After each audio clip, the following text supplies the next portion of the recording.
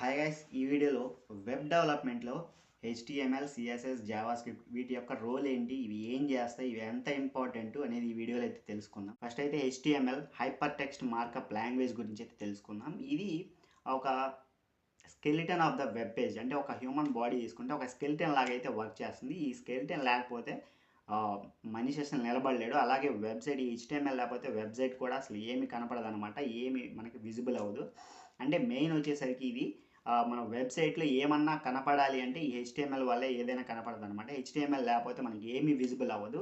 And next వచ్చేసరికి ఇది SEO optimisation చేస్తుంది. తర్వాత డాక్యుమెంట్ లేఅవుట్ స్ట్రక్చర్ చేస్తుంది అనమాట. డాక్యుమెంట్ లేఅవుట్ అంటే హెడ్ సెక్షన్లో ఏమి ఉండాలి, ఫోటర్ సెక్షన్లో ఏమి ఉండాలి, బాడీ సెక్షన్లో ఏమి ఉండాలి, ఎక్కడ ఏమేమి ఉండాలి అనేది ఒక లేఅవుట్ అయితే ఇస్తుంది. ఎస్ఈఓ ఆప్టిమైజేషన్ అంటే మనం ఒక ల్యాప్టాప్ గురించి కానీ గూగుల్లో మొబైల్స్ గురించి కానీ సెర్చ్ చేసినప్పుడు కొన్ని వెబ్సైట్ అయితే మనకు వస్తూ ఉంటాయి అనమాట. అమెజాన్, ఫ్లిప్కార్ట్ ఇలాంటివి. దీనికి కూడా ఈ హెచ్టిఎంఎల్ఏ కారణం అనమాట. ఇదే డిసైడ్ చేస్తే సెర్చ్ ఇంజిన్ ఆప్టిమైజేషన్ కూడా. అండ్ నెక్స్ట్ వచ్చేసరికి మనం సిఎస్ఎస్ గురించి తెలుసుకుందాం. క్యాస్కేడింగ్ స్టైల్ షీట్ అంటారు. ఇదనేది ఒక హ్యూమన్ బాడీ తీసుకుంటే ఇది మేకప్, కలరు, తర్వాత షర్టు, ప్యాంటు, ఏ స్కిన్ టోన్ ఉంది, ఏం క్లోత్స్ యూస్ చేశారు, క్లాత్స్ అనేవి మనం ఏం వేసుకున్నాం, ఇలాంటివి అయితే డిసైడ్ చేసినట్లుగా.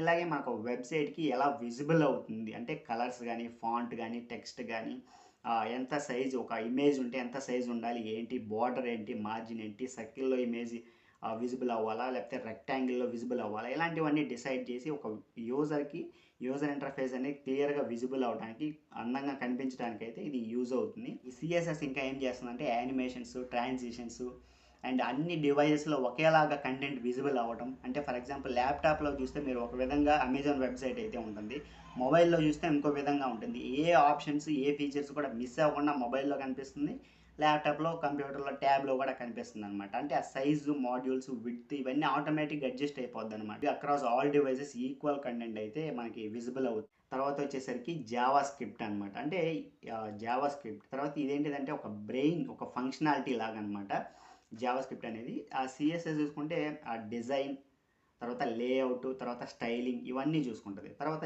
జావా స్క్రిప్ట్ చూసుకుంటే జావా స్క్రిప్ట్ అనేది ఒక బ్రెయిన్ లాంటిది అనమాట. హ్యూమన్ బాడీ తీసుకుంటే ఒక బ్రెయిన్ లాంటిది అనమాట. ఇది logic, functionality, interactivity, user interactivity మెయిన్గా చూస్తుంది అనమాట. అంటే యూజర్ ఏదన్నా ఒక ఫామ్ ఫిల్ చేశాడు, దాన్ని సబ్మిట్ చేశాడు. ఫర్ ఎగ్జాంపుల్ తీసుకుంటే అమెజాన్ తీసుకుంటే అమెజాన్లో మీద ఏదన్నా ఆర్డర్ చూశారు, మొత్తం బాగానే ఉంది, ఫొటోస్, ఇమేజెస్ అన్నీ బాగానే ఉన్నాయి, చూశారు, నచ్చింది మొబైలు, తర్వాత ఆర్డర్ పెట్టారు అంటే అది జావా స్క్రిప్ట్ లేకపోతే అది ఆర్డర్ అవ్వదు. ఆ ఫంక్షనాలిటీ, ఆర్డర్ ఫంక్షనాలిటీ బుక్ అవ్వదనమాట. అలాగనమాట మనకి స్టాటిక్గానే మిగిలిపోద్ది అనమాట. అంటే మనం కరెంట్ కనెక్షన్, ఫ్యాన్ అన్నీ ఇచ్చాం కానీ స్విచ్ చేస్తే ఫ్యాన్ తిరగ చూసారా, ఆ జావా స్క్రిప్ట్ అలాగే ఉంటుంది అనమాట. జావా స్క్రిప్ట్ లేకపోతే స్విచ్ చేసిన ఫ్యాన్ తిరగదు, మీరు ఆర్డర్ చేసిన ఆర్డర్ బుక్ అవ్వదు అనమాట. ఇలాగా జావా స్క్రిప్ట్ అయితే వర్క్ అవుతూ ఉంటుంది. ఈవెంట్స్, ఇలాంటి ఏ బటన్ క్లిక్ చేస్తే ఏమవ్వాలి అనేది చూస్తుంది. తర్వాత ఏంటంటే వ్యాలిడేషన్ చేస్తుంది అనమాట. అంటే యూజర్ అథెంటికేషన్, అంటే లాగిన్ అయ్యేటప్పుడు పాస్వర్డ్, ఈమెయిల్ చెక్ చేయటం, లాగిన్ అయ్యేటప్పుడు అనమాట. ఇట్లాంటివి అయితే ఫామ్ వ్యాలిడేషన్, ఇట్లాంటివి అయితే చూస్తుంది. అంటే డీటెయిల్స్ కరెక్ట్గా ఇచ్చారా లేదా. తర్వాత ఏపీఐ కనెక్షన్, అంటే బ్యాక్ ఎండ్కి ఏపీఐ కనెక్ట్ చేసి డేటాబేస్ని తీసుకోవడం, ఇలాంటివి బ్యాక్ ఎండ్ ఏపీఐ కనెక్షన్స్ కూడా చేస్తుంది. మెయిన్గా ఏంటంటే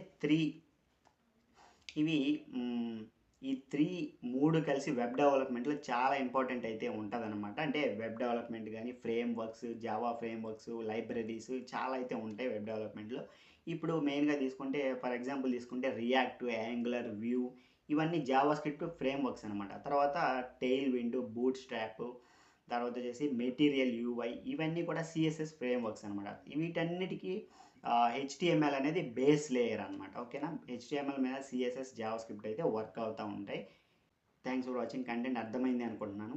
మీకు కనుక క్లియర్గా అర్థమై ఉంటే కింద సబ్స్క్రైబ్ చేయండి. Thanks for watching.